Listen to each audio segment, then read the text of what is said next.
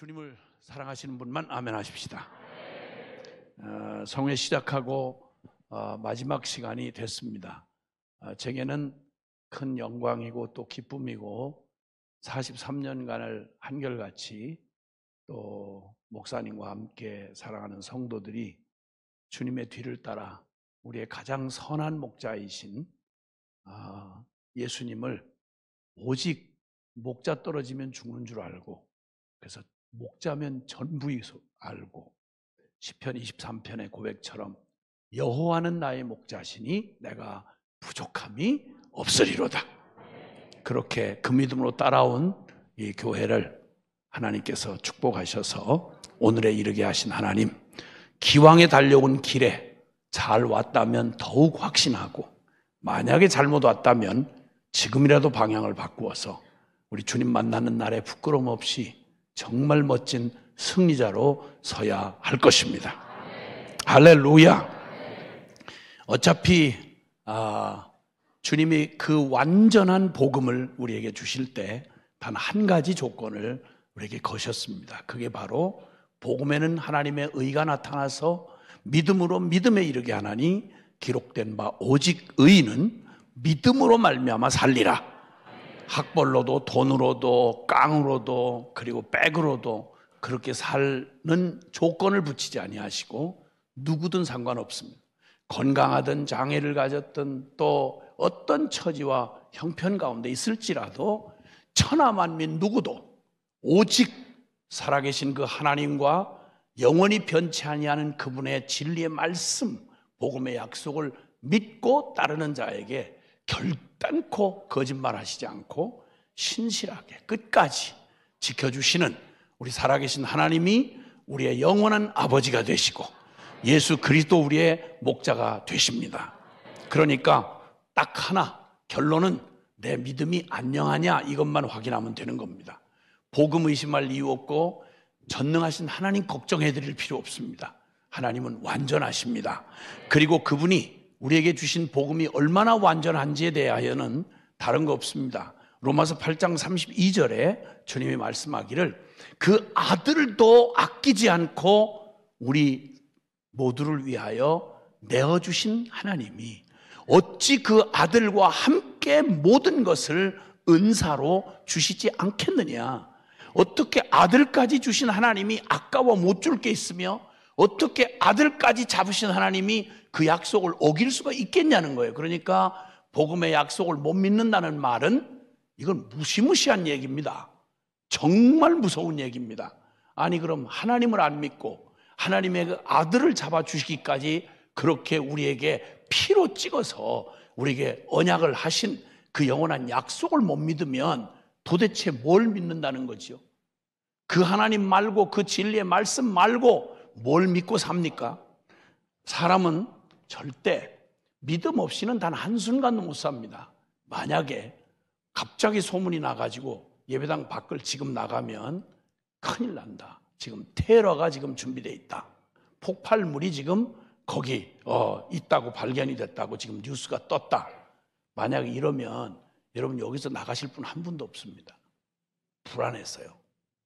전부 다 실내에서 도피하라는 긴급 방송을 받았다. 그러면 누구도 그 말이 사실이고 아니고를 떠나서 그 사실 때문에 그 뉴스 때문에 이거 못 나갑니다.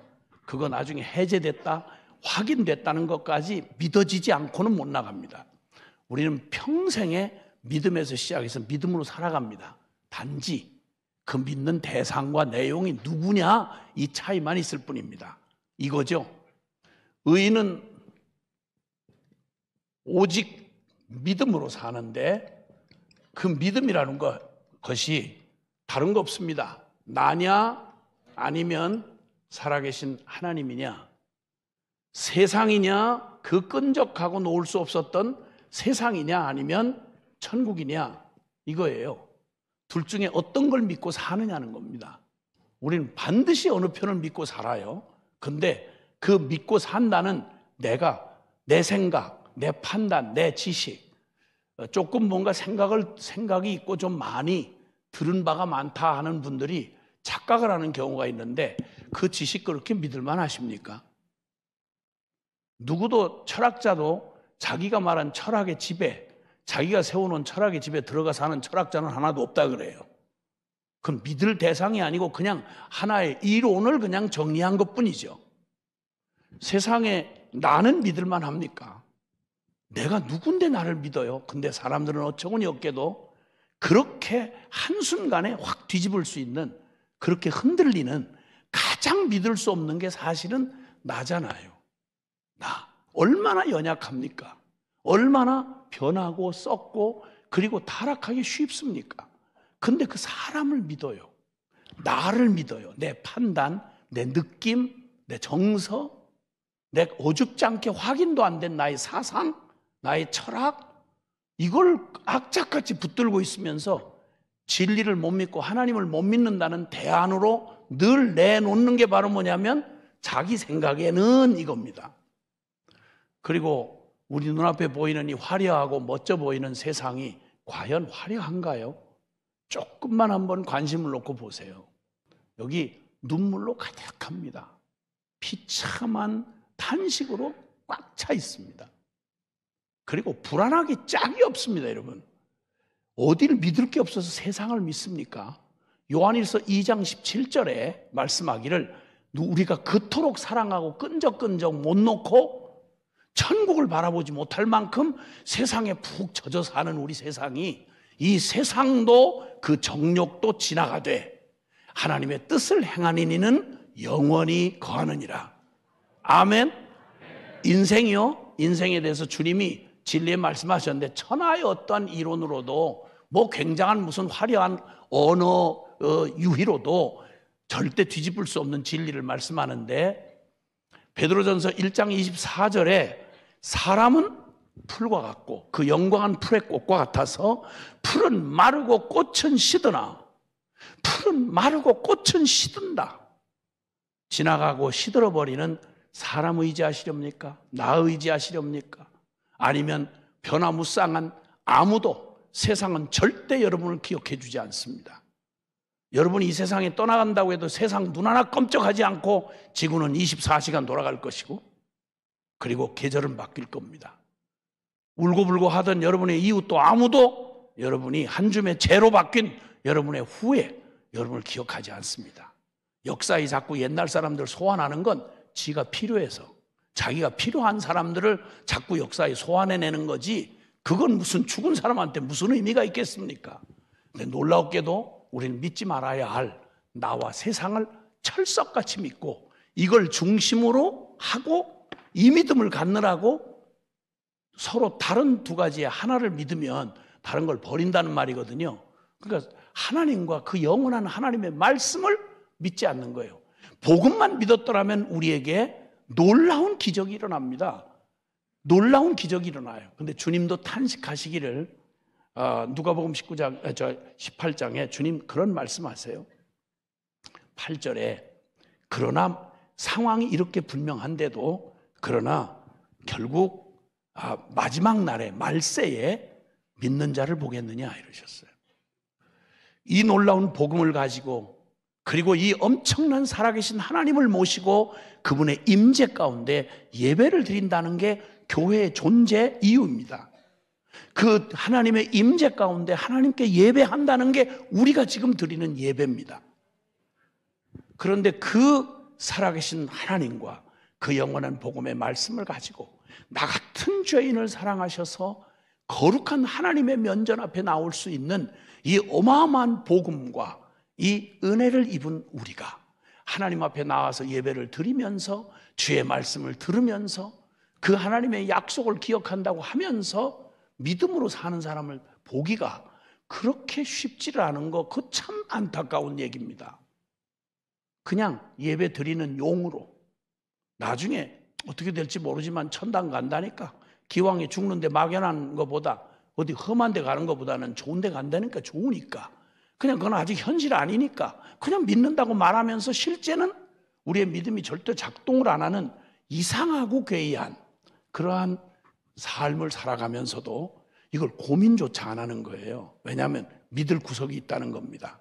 아직은 나는 그래도 진매체는 있는데, 나는 그래도 아직은 나이가 은퇴하기 전인데, 나는 아직도 건강이 있는데, 나는 그래도 아직도 빽이 있는데, 이 허무한 인생들이 여전히 믿어야 할 그 주님 앞에 나오지 아니하고 진리에 관심을 안 기울이고 그 영적인 그 하나님의 약속에 대한 믿음이 없는 거에 대해서는 걱정을 하지 않는 겁니다. 자, 그런데 어쨌든 이 세상 안에서 우리는 믿음의 선택을 해야 되는데요.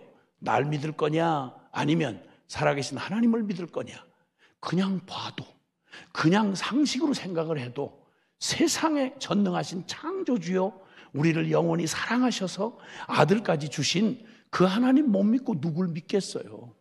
아니, 예수면 충분하잖아요. 아니, 이 십자가의 그 사랑으로 나를, 내 죄를 용서하시고 영생을 허락하신 예수님, 세상 끝날까지 나와 항상 함께 있겠다고 약속하신 그 주님이면 충분하지 않습니까? 할렐루야. 잠깐 지나가는 세월에 좀 불편하면 어때요? 좀 가난하면 어때요? 좀 무시당하면 어때요? 우리 영원한 천국이 있는데. 할렐루야. 그 주님이 나와 함께 하시는데, 그런 이런 복을 우리에게 주셔서 하나님이 이 놀라운 복음을, 영원히 변치 아니할 복음을 우리에게 주셨기에 이제 남는 건 딱 하나입니다. 그래서 저는 여기서 이 오직 의인은 오직 믿음으로 말미암아 살리라 하는 이 말씀을 기억하면서, 첫 번째는 이 인생 역전이다, 이런 말 들어보셨나요? 뒤바뀐 운명이라, 이런 말입니다.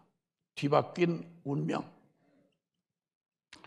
자, 반드시 죽게 된 사람이 살게 되고, 도리어 당연히 살 사람이 죽게 되면 이는 보편과 상식을 뛰어넘는 일이고요, 순리를 뒤집은 영리적 사건이라고 아니할 수가 없습니다.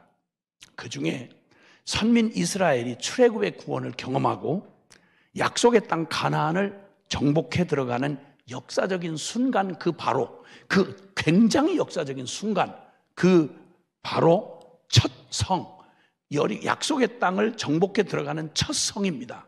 그게 바로 여리고입니다. 이 여리고 성을 점령하는 일에서 뒤바뀐 운명 두 사람을 우리는 성경에 아주 선명하게 우리에게 전해지는 두 사람을 우리가 보게 됩니다. 그것은 하나는 아시는 대로 기생 라합이고요, 그리고 또 하나는 아간이라고 하는 이스라엘의 아주 정통 모태신앙입니다. 자, 그런데 하나님의 심판이 결정됐어요. 이 약속의 땅 그 가나안과 이 여리고 성은요, 거긴 절대 어느 누구도 살려두어서는 안 되는 죄악이 충만했습니다. 아브라함에게 이 땅을 약속할 때가 약 500여 년 전이었는데, 그때만 해도 죄악이 아직 관영하지 아니한지라, 이렇게 말씀하셨어요.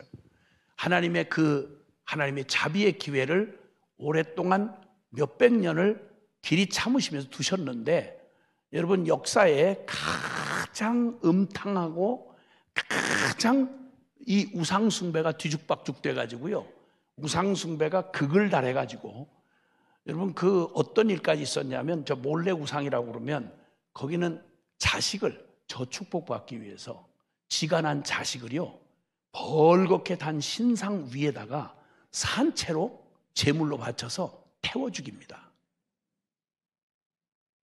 뱃속에서만 아이를 죽이는가 했더니 살아서 난 자식을 저 축복받자고 제 자식을 산채로 그 벌겋게 단 제단 위에다가 제물로 바치는 이 악랄한 인간의 타락, 아담 이후에 저주를 받고 세상으로 내쫓긴 인간의 죄성이 얼마나 무시무시한지를 종합박물관으로 보여준 게 바로 우리가 알고 있는 약속의 땅, 가나안 땅이었습니다.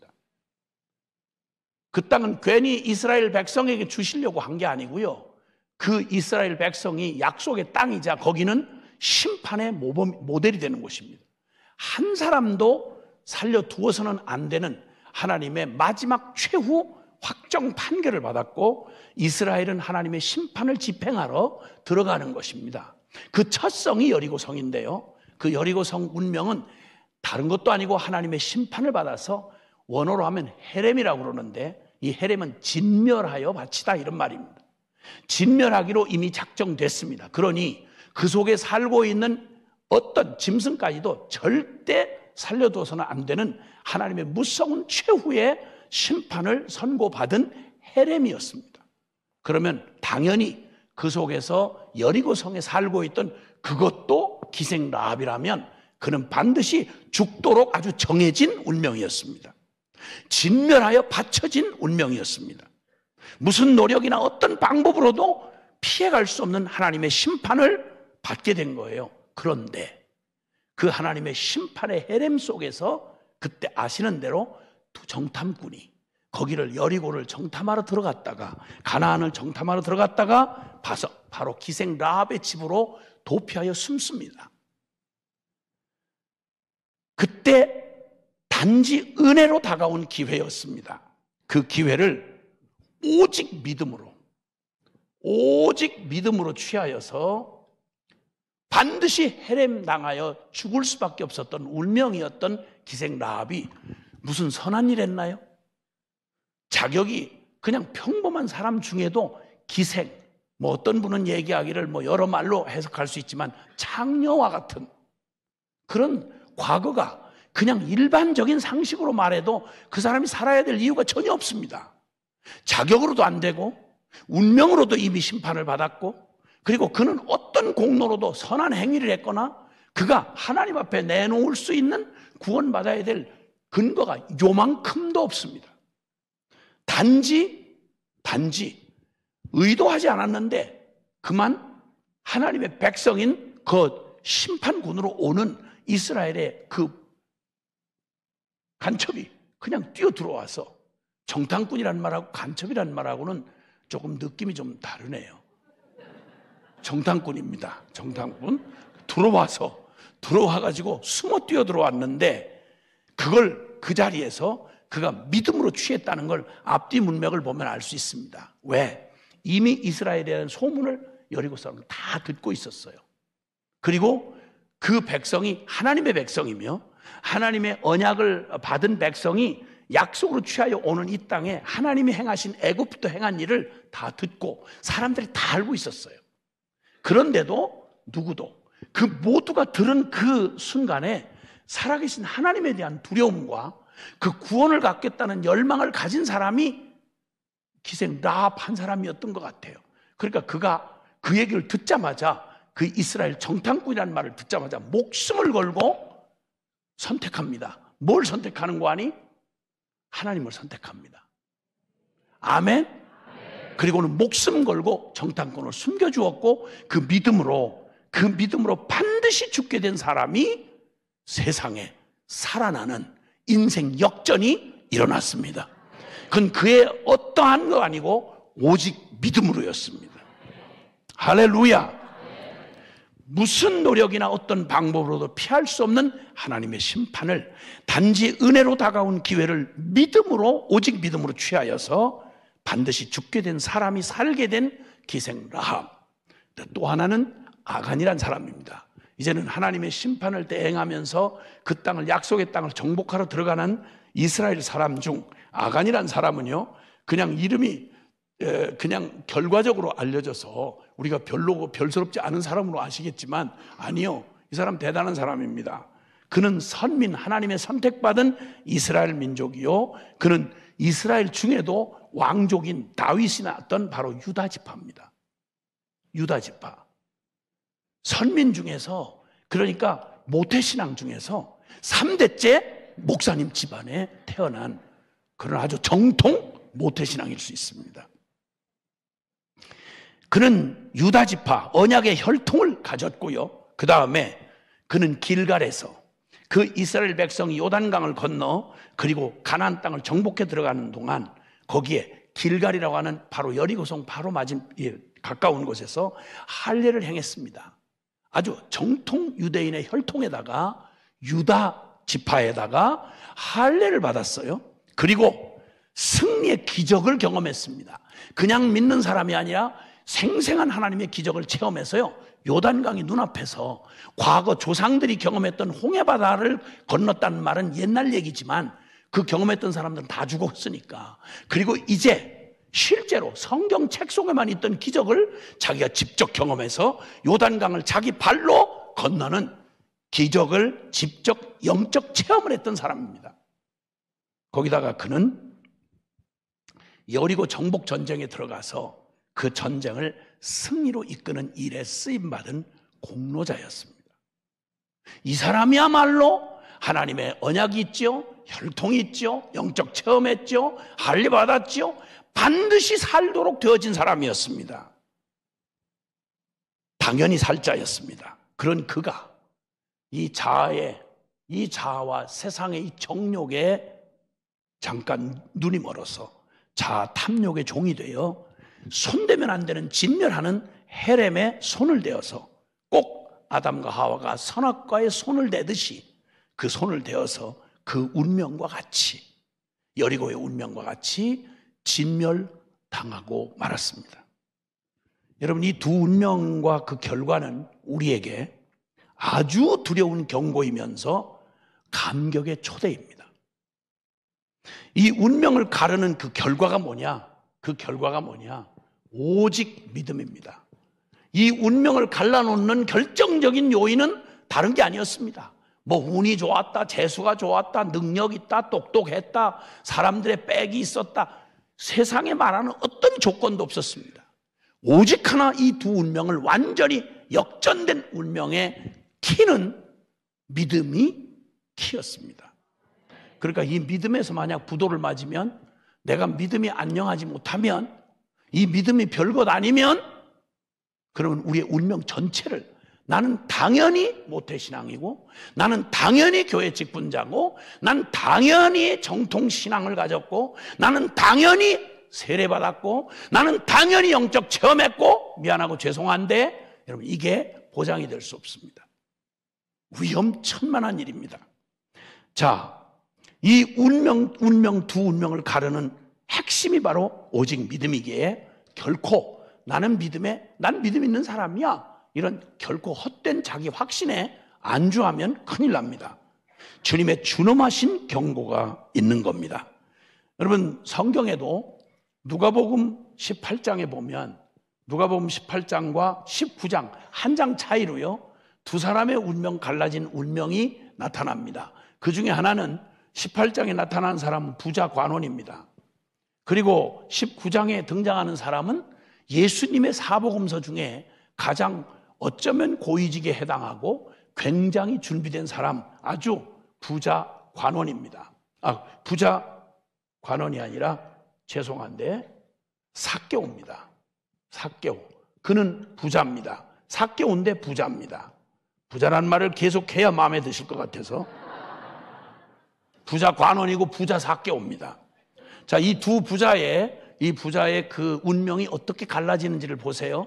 원래로 말하면 부자 관원은 예수님을 만났을 당시 그는 부자면서, 그리고 관원이면서, 젊은이면서 아주 율법에 흠이 없는 사람이었습니다. 완벽했습니다.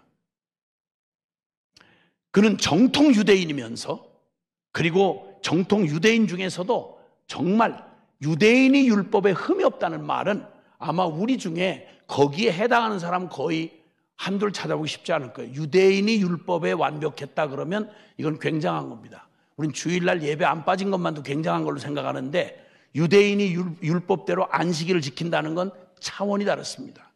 길이를 정해놓고 얼마 이상을 걸어가면 안식일 범한 거예요. 그러니까 걷는 것도, 일하는 것도, 그 다른 어떤 것도 아주 철저할 만큼 그 율법 플러스 또 유전까지, 그 규례까지 다 지켜야 되는 겁니다. 이렇게 부자인데 타락을 안 하고, 거기다가 청년이에요. 청년.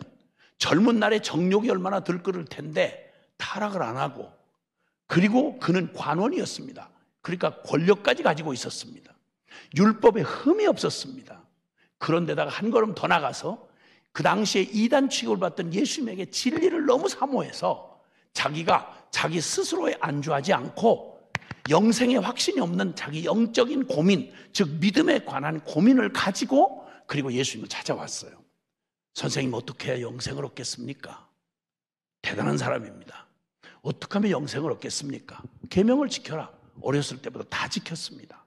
할 만큼 다 했습니다. 뭘 더 해야 하겠습니까? 이럴 때 주님께서 이 부자 관원의 중심 안에 있는, 스스로 속고 있는 그 사실을 쿡 찔러서 얘기해 주셨어요. 표현상 말은 이런 겁니다. 너 재산, 너무 많은 재산이 있잖아. 그거 다 팔아서 가난한 자들에게 나눠주고 넌 날 따르라. 이렇게 말씀하셨어요. 이 말은 다른 거 아니고 압축하면 이런 말입니다. 네가 지금 영생을 구하는 거 진심인 건 이해가 된다. 그러나 그게 전심은 아니야. 전심은 아니야. 진심인 거, 진짜 진지한 건 맞는데 그것만 진지한 게 아니고 영생에만 진지한 게 아니라 넌 다른 거에도 진지해. 그리고는 말씀하기를 돈이냐 영생이냐. 돈을 버리고 영생을 취할 만큼 영생을 진짜 너 영생이라는 가치를 알고 하나님과 천국을, 세상과 나를 버리고 이걸 취할 만큼 그렇게 너 온전하게 그렇게 아는 거냐 믿는 거냐 이 말이에요. 이 사람은 자기도 몰랐던 사실인데 주님의 이 도전 앞에 딱 서는 순간 그가 갑자기 이마에 생땀이 나면서 그냥 고민을 하기 시작하는데, 성경에는 이렇게 돼, 재물이 심히 많음으로 그가 고민하다가, 심히 재물이 많은 부자인데 영생을 어떻게 얻겠냐고 물었는데, 영생이 먼데 있는 게 아니라 사실은 네 마음 안에 있어. 영생은 멀리 있지 않아. 그것은 네가 두 가지를 다 구하기 때문이야. 영생은 플러스 알파로 나 기득권 있는데 이 세상에도 안락하고 멋있게 잘 살다가 플러스 좋은데 천국도 가면 좋겠다. 이렇게 생각하는 따위의 영생이 아니라는 거예요. 아니라는 거예요. 그리고 그 복음의 본질을 툭 던져주니까 이 사람이 진짜 믿는 게 영생인지 아니면 나와 세상인지를 정확히 몸으로 말했어요. 누가복음 18장은 아쉽게도 예수님이 만난 사람 중에 가장 천국에 가까웠는데 너무너무 아쉬움을 남긴 사람, 대표적인 사람이 이 사람이에요. 그래가지고 심히 고민을 했는데, 고민한 것까지는 죄가 아닙니다. 고민할 수 있어요. 근데 어느 쪽으로 엎어지느냐가 문제예요. 주님 쪽이냐 아니면 재물 쪽이냐는 거예요. 고민을 실컷 하다가 재물이 심히 많으므로 고민하다가 결국은 예수님 쪽이 아니고 돈 쪽으로 고개를 돌리고 돌아가니라, 이렇게 돼 있어요. 그래서 사람은 진짜 뭘 믿고 사는지는요, 테스트하는 게 어렵지 않아요. 말하는 걸로는 절대 몰라요. 사람들은 뭐 좋은 말은 다 끌어다니까 그냥 애국을 얼마나, 우리나라처럼 애국자가 많으면 그러면 뭐 무슨 걱정이 있겠어요. 모든 정치인들이 다 표받을 때는 다 애국한다고 그러지 않습니까? 나중에 알고 보면 그게 애국이야? 이럴 정도로 당황스럽지만 어쨌든 사람은 다른 게 아니고요. 이보세요. 나를 어떻게 보는 거야 진짜. 나 그런 거 관심 없다고요. 근데 왜 자꾸 이쪽으로 엎어지지? 그러면 엎어지는 쪽이 그놈이에요. 누구도 못 속여요. 말로 고백을 알무리하고 교회에서 뭐 사도신경을 하고 별거 다 해도 결국 어느 쪽으로 엎어지는지를 보면 그 사람 진짜 믿음이 어디를 향하고 있었는지가 금방 드러나요. 자, 이렇게도 준비됐던 사람, 부자 관원이 주님까지 찾아와서 영생을 주실 수 있는 주님 앞에까지 찾아왔으니 천당 문턱까지 온 거 아니에요? 그런데 결국은 자기의 마음의 벽을 넘지 못하고 기가 막히게 떠나갔어요. 너무 안타까우니까. 그래서 주님이 옆에 보고 있는 제자들에게 한숨처럼 이렇게 말씀했어요. 부자가 하늘나라 가기가 낙타가 바늘구멍으로 들어가는 것보다 더 어렵도다. 이건 가능하다는 말이에요? 불가능하단 말이에요? 불가능하단 말이에요. 근데 어떤 분은 또 설교를 하시면서 그러시더라고요. 그게 원래 다 그런 말이 너무 이렇게 극단적인 얘기는 아니고, 바늘귀라는 이름을 가진 문이 있는데 거기를 낙타가 짐을 진 채로 통과하려면 이게 자꾸 걸리니까 안 되니까 일단 좀 번거롭긴 하지만 짐을 일단 내려놓고 그 다음에 몸만 먼저 빠져 들어가서 그 다음에 끈을 매달아 가지고 하나씩 이렇게 해서 하면 될 수 있다, 뭐 이런 얘기라고. 그렇게 너무 극단적으로 그렇게 얘기하지 말라고. 그럼 부자들 딱 교회에서 떨어질 거 아니냐고.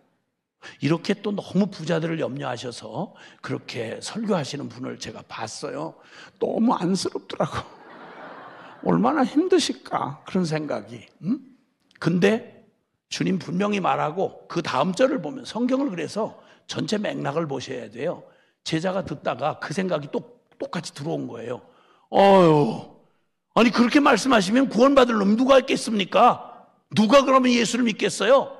누가 구원을 받으리까? 라고 말하니까 주님이 아이고야 내가 너무 세게 얘기했니? 아이고야 나도 늘 이게 후회다야. 나도 말이 툭 튀어나오는 게 이게 문제인데 뭐 사실은 사실이라도 가서 얼른 쫓아가서 부자한테 가서 분할 납부도 있다고 얘기를 해라. 이렇게 말씀하셨으면 그럼 우리가 그런 생각하는 게 딱 맞죠. 주님이 쐐기를 박으셨어요. 그러므로 사람으로서는 할 수 없다. 그러므로 사람으로 할 수 있는 얻을 수 있는 영생이 아니다 이 말이에요. 인간 최선으로 뭐 율법의 행위로 이렇게 해서 얻을 수 있는 그런 따위가 영생이 아니고 오직 사람으로서는 할 수 없으되 하나님으로서는 하실 수 있느니라. 아멘. 자, 부자의 운명은 천국 다 갈 사람이요 모든 게 준비된 사람인데 불가능했습니다. 완전히 뒤바뀌었어요. 들어갈 사람이 못 들어가게 됐어요. 이유는 딱 하나예요. 믿음이에요. 믿음. 그 다음에 19장에 나오는 삭개오는 아야 천당하고는 거리가 먼 사람입니다. 아야. 이름은 순결이라는 의미를 가지고 있는데 가장 지저분하게 살았어요. 세리장이었습니다.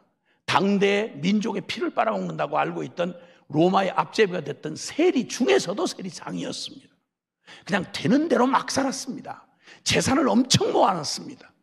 그런데 재산을 모아놓고 보니까 그러니까 너무너무 허망한 거예요. 못 견디겠는 거예요. 그러다가 예수님을 소문으로만 들었습니다. 가장 상황으로 보면 제일 구원이 불가능한 사람이었어요. 그런데 그가 예수님 한번 보기라도 하겠다는 그 간절한 열망으로 지나가는 저 길 옆에 뽕나무에 올라가서 그냥은 들어갈 수가 없으니까 지나가는 예수님을 구경이라도 하려고 간절한 마음으로 뽕나무에 올라갔다가 예수님을 만나고 주님이 생전 처음 만나는 그를 뽕나무에 매달려 있는 그를 주님 눈에 보인 건 삭개오 궁둥이 두 짝밖에 보인 게 없었습니다. 그런데 그가 이름이 삭개오라는 걸 알고 계시다는 말은 그가 과거가 어떤 놈이고 그리고 얼마나 구원에 먼 불가능한 자인지를 다 아신다는 얘기죠. 그러더니 삭개오야 내려오라. 내가 오늘 밤 너와 함께 내 집에 유하여야 하겠다. 여러분 앞사람 신앙을 최가치로 이렇게 존경받으며 살던 부자 관원은 돈 때문에 영생을 포기하고 갔습니다. 그런데 돈에 미쳐서 살았던 삭개오는 어처구니 없게도 기쁘게 주님이 돈 바쳐라 뭐하라 버리라 이런 말이 없는데 스스로 그 주님 앞에 뭐라고 말하는 거 아니? 제가 토색한 거 있으면 율법대로 4배나 갚겠습니다.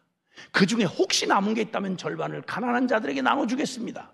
돈에 평생을 미쳐 살던 그가 돈에 대하여 구원 앞에 딱 서고 나니까 그냥 기꺼이 돈을 버리고 주님의 영생을 택하고 하나님을 택하는 그의 믿음이 그의 운명을 바꿔놓았습니다. 누가복음 19장 10절에 주님 말합니다. 이 집에도 이게 아브라함의 구원, 이 집도 아브라함의 자손이다. 아브라함이 구원을 받았다. 인자가 온 것은 이런 자, 이런 죄인을 불러 구원하러 왔다고 주님이 선포하십니다. 사랑하는 여러분, 개인과 이 운명, 역사의 운명을 바꾸는 게 바로 오직 믿음입니다. 그럼 다시 중간에 묻지 않을 수가 없습니다. 사랑하는 우리 성도 여러분, 여러분은 믿음이 안녕하십니까? 하나님 살아계신 하나님인데 살아계신 하나님으로 믿고 계십니까?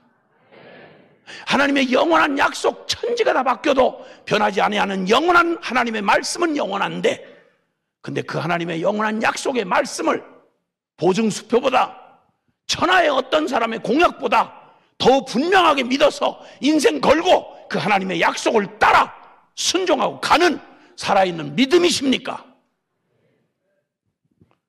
아멘이 약간 슬프게 들립니다.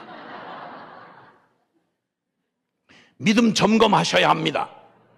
절대 헛된 자기의 확신에 안주하시면 큰일 납니다. 여러분, 이 믿음의 역사는 다른 것 없이 이 중세 종교 개혁을 일으켰던 주제였습니다. 오늘 읽어드린 본문의 말씀이 바로 500년 전 종교 개혁을 가능하게 했던 바로 그 주제인데요. 이신칭이라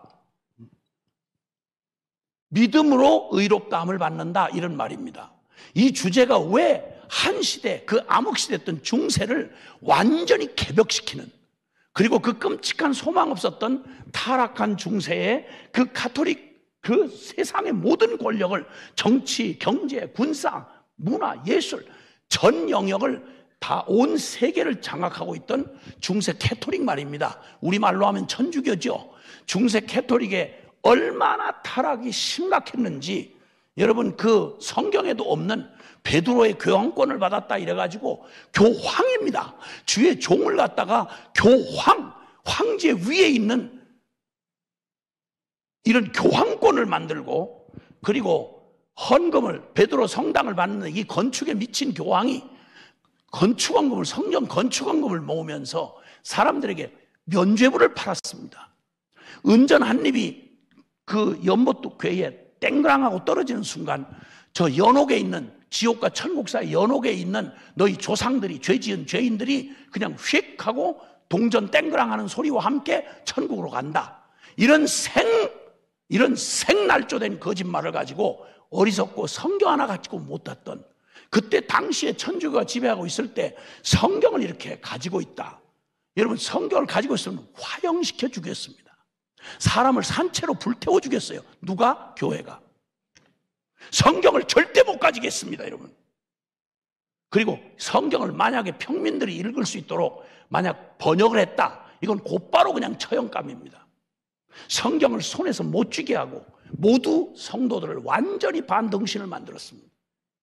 그리고는 그 끔찍한 그 행패를 부리는 이 기가 막힌 때에 중세 암흑시대 혼돈과 타락의 거대한 어둠의 역사를 깨고 운명을 가르는 종교개혁은 바로 이 믿음으로, 인간의 최선으로는 의롭다함을 얻을 수 없다, 천국 못 간다, 이 말입니다. 그 주제에 부딪힌 한 영혼의 몸부림을 통해서 그게 드러났고 그 불길이 번져 폭발을 한 것입니다. 잘 아시는 대로 마틴 루터라는 불안한 심령을 가지고 있는 한 청년이었습니다. 저는 오늘도 이 기대를 하는 것은 이 자리에 있는 우리의 한 사람, 불안한 양심을 가진 한 사람의 경험, 인생 경험이 있든 없든, 암흑을 갖고 있든 없든 상관없이 한 영혼이, 정직한 한 영혼이 하나님 앞에 거룩하게 살아치지 않는 이 존재적인 죄인, 갈고 닦아도 아무리 애를 써도 나를 바꿀 수 없는 이 기가 막힌 운명적 죄인인 내가, 애를 쓰고 교회 열심히 다녀도 사람들에게 칭찬을 받아도 나는 하나님 앞에 온전해질 수 없다는 절망 가운데 자기의 바닥을 쳐본 사람이 하나님의 은혜를 구하며 나는 될 수 없지만 하나님만이 하실 수 있는 그런 길은 없습니까? 이런 의에 추리고 목마른 심령, 가난한 심령, 애통하는 심령이 되어 하나님의 은혜와 자비를 구하다가 오늘 바로 마틴 루터처럼 그의 영혼 안에 이 상상도 할 수 없는 의인이, 행위로 구원 못 받는 그 불가능한 죄인이 오직 믿음으로 의롭게 되리라. 그 일을 위하여 주님이 십자가의 보배 피로, 대속의 피를 흘려주신 하나님의 이 놀라운 복음의 비밀을 그 영혼 안에 깨닫게 되고, 나는 공로 없지만 빈손 들고 앞에 가 십자가를 붙듭니다. 주여 공로 없는 나를 주의 보혈로 씻으사 하나님 앞에 떳떳하고 당당한 거듭난 새 생명으로 주 앞에 서게 하옵소서.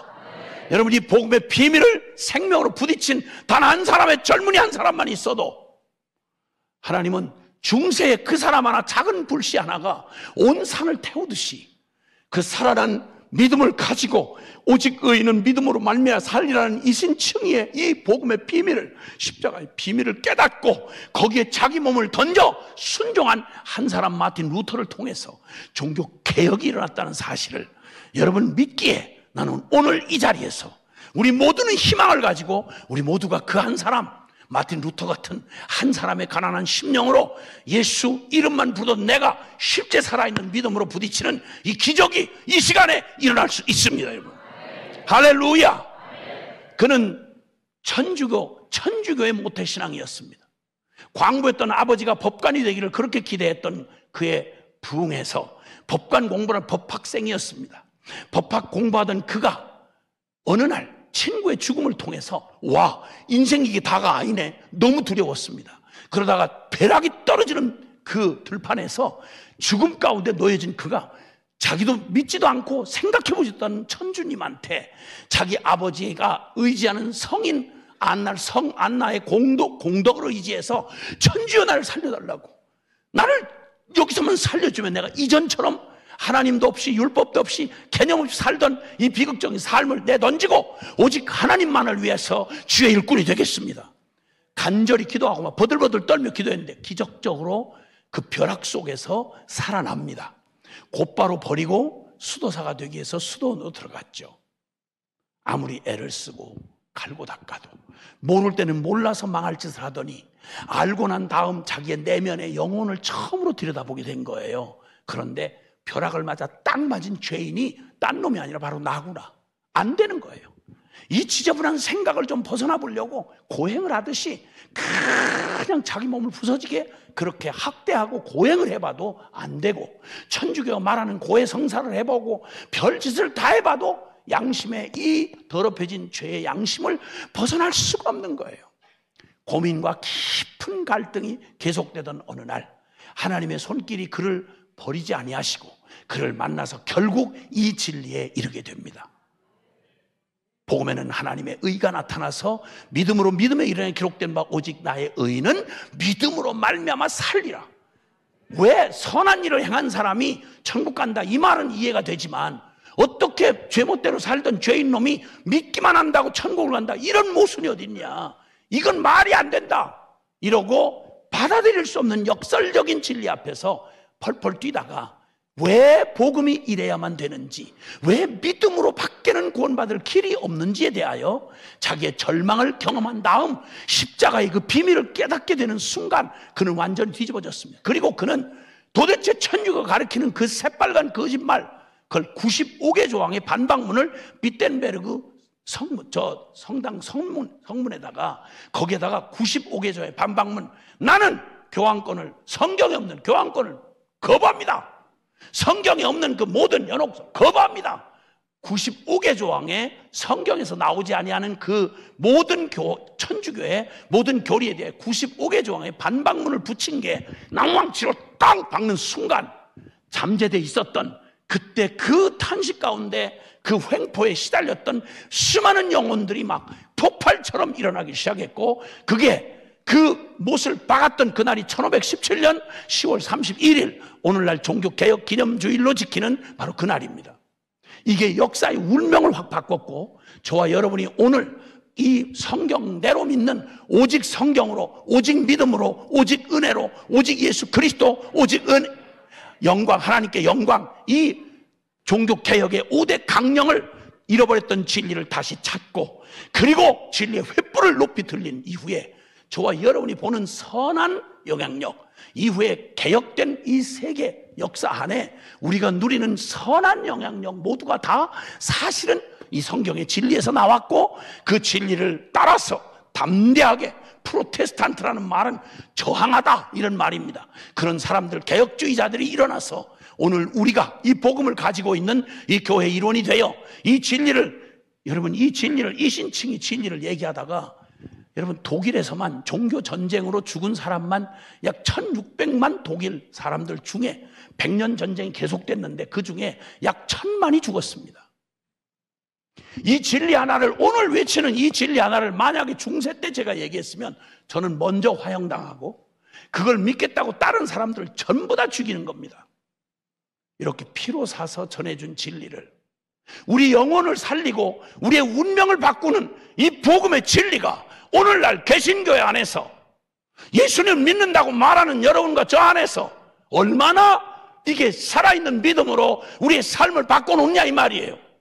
그냥 교리로, 그냥 세례문답으로 대답직하고 믿었다 치고, 그리고는 아무런 상관없이 여전히 나를 믿고 세상을 믿는 믿음이 아닌, 하나님과 천국을 믿는, 영생을 믿는 믿음이 아닌 이전에 저주받았던 내 믿음, 그걸 가지고 살아가는 죽은 신자들, 형식만 남은 교회들이 적어도 안타까울 일인데 얼마나 많았냐 이 말이에요. 여러분, 이건 탄식할 때가 아니고 바로 지금이 우리의 믿음을 쓸 때인 것입니다. 지금이 바로 500여 년 전 하나님께서 그 한 불안한 심령 안에 역사하셨던 그 믿음을 받는 때인 것입니다. 그러므로 역사를 뒤바꾸는 운명도 오직 믿음에 달려 있습니다. 그렇다면 이 믿음이 얼마나 우리에게 중요한 주제인지를 깨달았다고 하면 이제 우리에게 남는 기도의 제목은 딱 하나입니다. 주여, 나에게 산 믿음을 주옵소서. 내게 살아 역사하는 역동적인 믿음이 되게 하옵소서. 오직 믿음이라고 할 때는 딱 두 가지를 우리 생각해 볼 수 있는데요. 오직 믿음이라고 할 때는 첫째는 믿음의 내용입니다. 믿음의 내용입니다.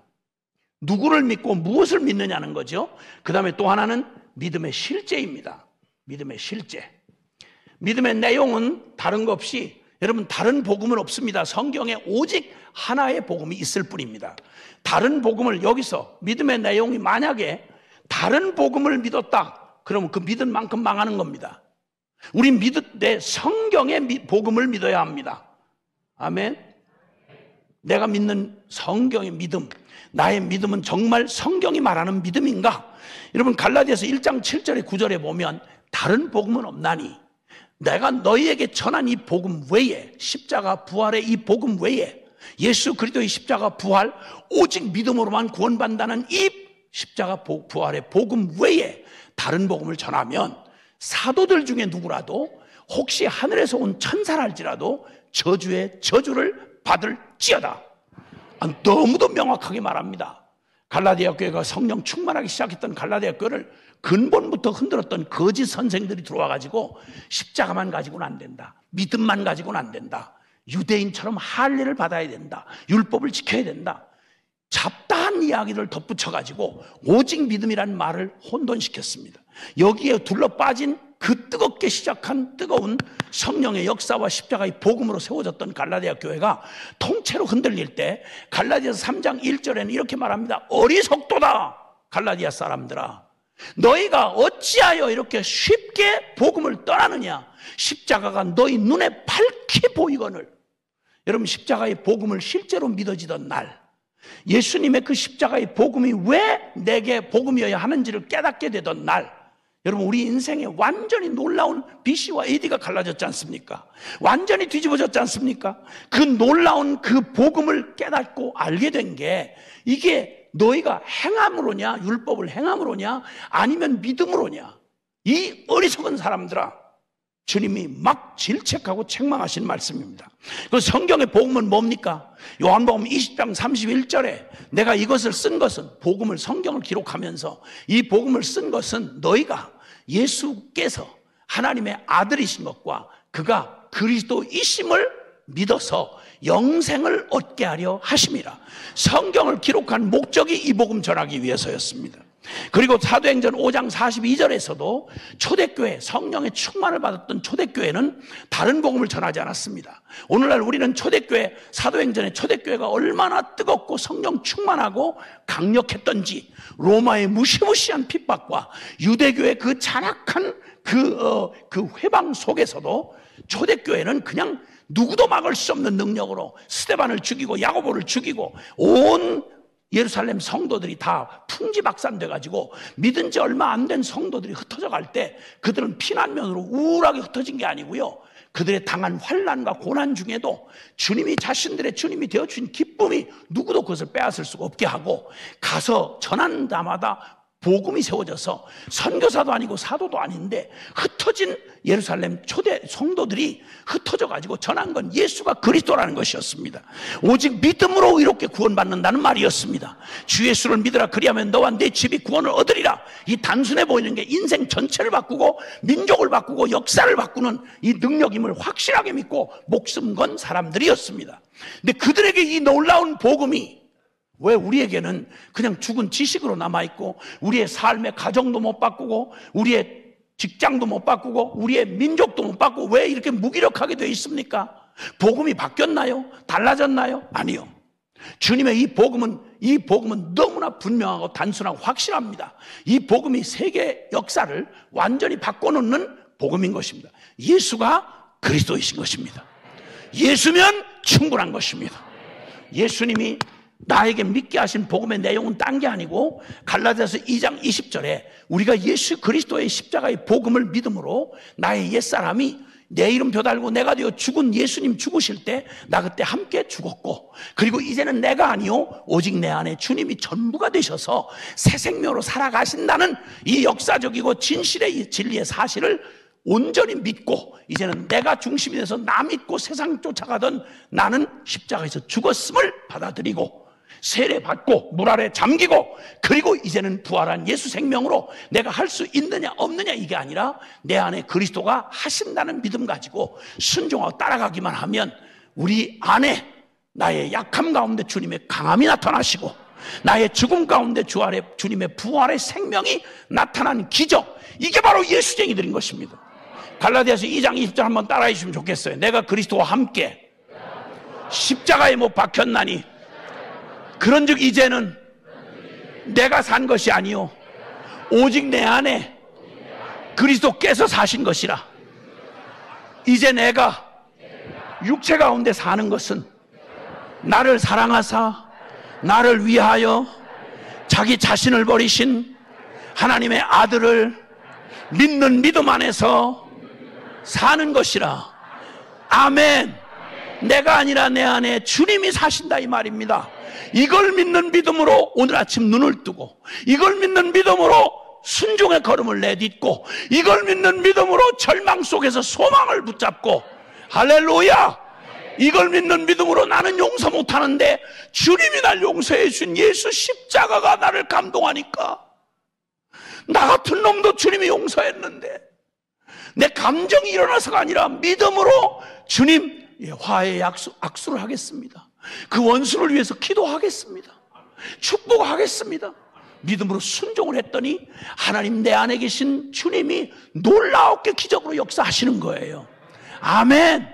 그래서 우리는 나는 할 수 없으나 주님이 하셨습니다, 이렇게 고백하는 게 크리스찬의 간증입니다.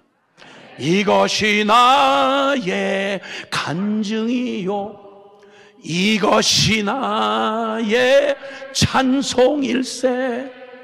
나 사는 동안 끊임없이 구주를 찬송하리로다. 마지막으로 사도행전 1장 8절에 주님이 십자가에 죽으시고 부활하신 다음 제자들은 뿔뿔이 다 도망가고 흩어지고 가룟 유다 배신하고 목매달아 자살하고 끝났습니다. 예수님의 3년 반의 사역은 눈으로 보기에 완전 실패였습니다. 부활하신 후에 낙심한 사람들 하나하나 찾아가시면서 부활했잖냐고, 약속한 대로 하나님의 약속이 이루어졌잖냐고. 성경의 가장 깊은 복음의 비밀은 예수 그리스도 나의 구주 되시는 주님이 속죄의 어린 양이 되셔서 내 죄값으로 갈보리 언덕에서 내가 죽어야 된 죽음을 죽으시고, 아멘, 죄를 사하시고, 그리고 사망 권세를 깨뜨리시고 사흘 만에 부활하시는 겁니다. 근데 예수님이 그 일을 실제로 이루신 거예요. 근데 문제는 제자들이 못 믿는 거예요. 안타깝게도 그걸 보고도 못 믿는 거예요.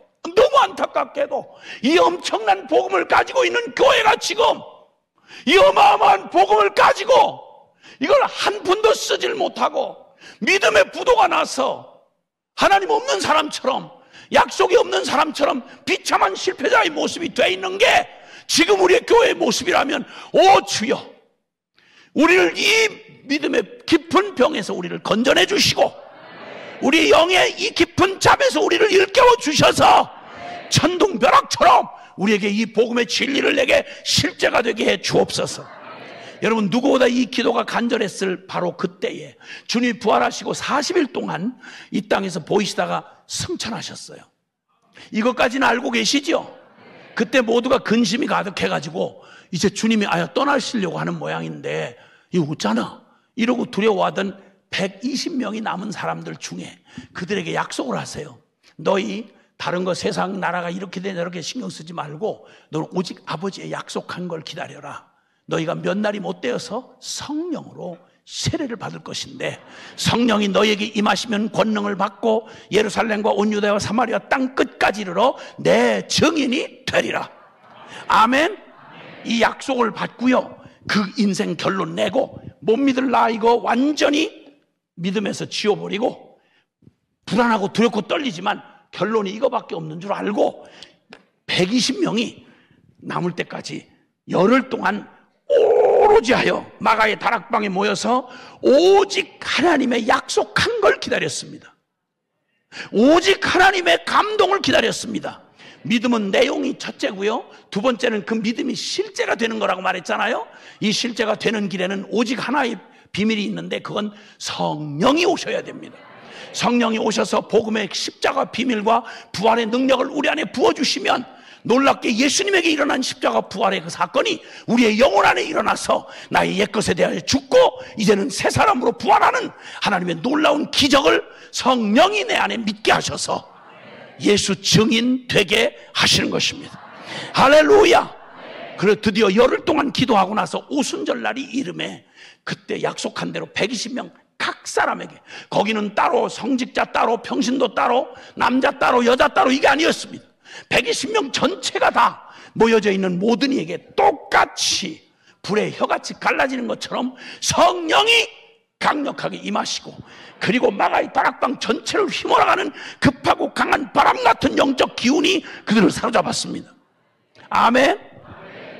그 두려워 숨어있던 그들이 성령의 충만함을 받고 막 갔다가 가서 외치는데 각기 방언으로 말하기 시작했습니다. 이 방언은 우리가 오늘날 얘기하는 방언이 아니라 난곳 방언으로 들었습니다. 10여 개국 가까운 나라에서 왔는데 오늘날로 말하면 영어, 프랑스어, 그리고 포르투갈어, 중국어, 일본어 각기 있는 언어로 듣는데, 잘 들으세요. 우리는 방언이라는 기적에 자꾸 관심이 있습니다. 그러나 성령이 하시는 일은 목적이 정확합니다. 은사가 목적이 아니고요, 성령이 하시는 목적은 너무나 분명해요. 그게 뭔지 아세요? 오순절날 역사상 존재했던 성령의 임재 사건 중에 가장 최초이자 가장 완벽한 사건이 오순절 성령 강령 사건입니다. 사람들이 그걸 보고 저것들 와 우리말로 들리네, 첫 번째는 이렇게 놀랬고요, 또 하나는 한 사람들은 여전히 저 술 취했어 저것들 대낮에 이렇게 말하는 사람들이 있었고, 나머지 사람들 중에 그들이 무슨 말을 들었는 거 아니? 그 최초의 오순절날 성령이 강력하게 세례를 주시면서 들려진 말이 뭔지 압니까? 그들이 고백하기를 하나님의 크신 일을 말하는도다. 하나님의 크신 일을 말하는도다. 하나님의 가장 큰 일이 뭐겠소? 십자가 부활 사건입니다. 여러분, 이 엄청난 비밀을 그 모두가 120명 전체가 십자가 부활의 이 복음, 바로 너희가 50일 전에 죽인 예수가 조상 내내 기다려오던 메시아 그리스도다, 인류 구원자로 하나님이 유일하게 보내신 복음이다 하고 외치기를 시작하니까, 여러분 성령님이 그들에게 듣는 하나님의 크신 일을 듣게 하실 뿐만 아니라 여러분에게 복음을, 정확한 복음을 듣게 하실 뿐만 아니라 성령님은 들은 바의 그 말씀을 여러분의 영혼이 알아듣게 하시는 것입니다. 그러니까 사람들이 형제들 우리가 어찌 알고, 그럼 우리가 하나님이 약속한 메시아를 직접 죽였단 말이냐? 맞았어요. 그들이 죽였어요. 그럼 우리가 죽인 그분이 하나님이 약속한 메시아란 말이냐? 그랬더니 와들와들 떨면서 형제들 우리 어찌하면 좋겠나? 그때 복음이 들려집니다. 회개하고 주 예수를 믿으라. 그래야면 성령을 선물로 받을 것이고 너희 육회케 되는 날이 너에게 임할 것이다.